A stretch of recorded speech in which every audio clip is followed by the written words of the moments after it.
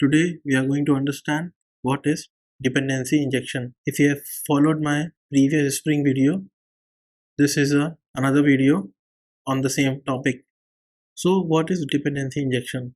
This is one of the core topic of Spring which is used in entire Spring stack. No matter whatever Spring project you do, this concept is going to help you a lot. So let's begin. Dependency injection, in short we say DI. So in my upcoming video we will be using DI as a short form. DI is the process where object define their dependency. So object defining their dependency. For example, car is an object and car will define their dependency. Car is dependent on petrol or diesel or CNG or rocket fuel. Those are the dependency of a car where car is an object. In Spring, DI can be defined using constructor argument. We know that constructor are of two types: parameterized constructor, non-parameterized constructor. So argument consider as a value which we usually pass to a constructor. Another option is by using factory method. Factory method is nothing but just a passing of properties which are defined in an XML. Third option is using setter method. Setter method is defined in a POJO where you could get and set a specific method. Dependency injection, in short DI, also known as IoC. We have covered what IoC is. IoC container then injects the dependency when it creates bean. We know what bean is. Bean is an object.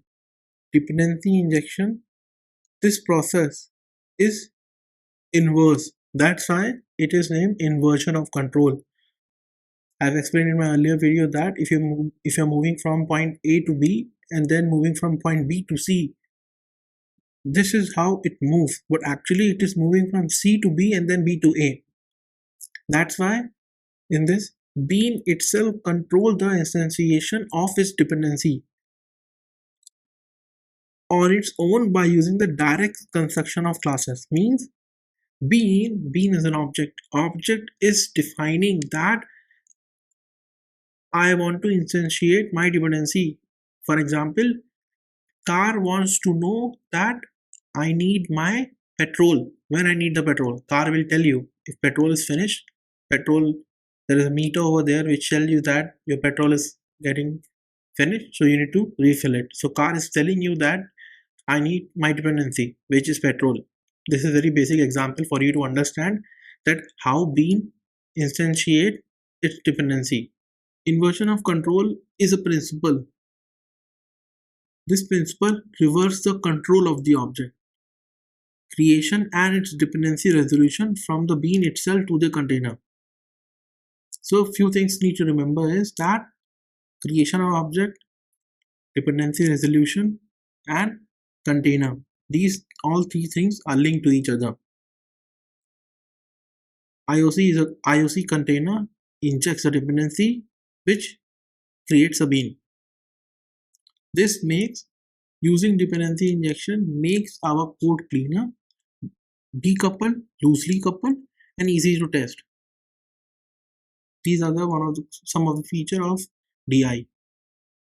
How to achieve DI in a Spring?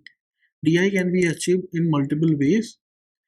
10 or 15 years ago, DI can be achieved minimum to 4 ways. But for now, in today's world, DI can be achieved using 2 ways. These are the mostly used method, and if you are working in any of the project and in future also, these 2 methods will be used. These methods are constructor based dependency injection and setter based dependency injection, CDI and SDI in short. Now what are these 2 things? So constructor DI is achieved by the container invoking a constructor with the number of arguments. As said earlier, right, what is an argument? Arguments are the values which we are passing in our constructor. We know that in Java we have default constructor which usually have no argument constructor, And we have argument constructor where we define the values. Each argument represents a dependency in constructor DI. So, Mark, we have to remember this exact statement. Constructor DI is achieved by the container means IoC container, invoking a constructor with number of arguments. The number of arguments are my dependency. Now, what is setter DI? Setter DI is achieved by container calling a setter method on the bean with a no argument constructor.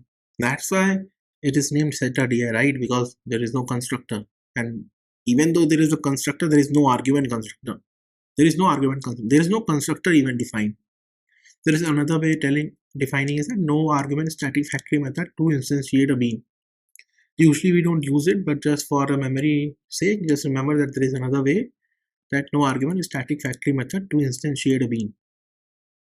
If you see that the way we write this in our code is a little different. If you see that payment service is we'll come to the code, means we'll definitely do a project on this one, but for now you just see the difference in the syntax.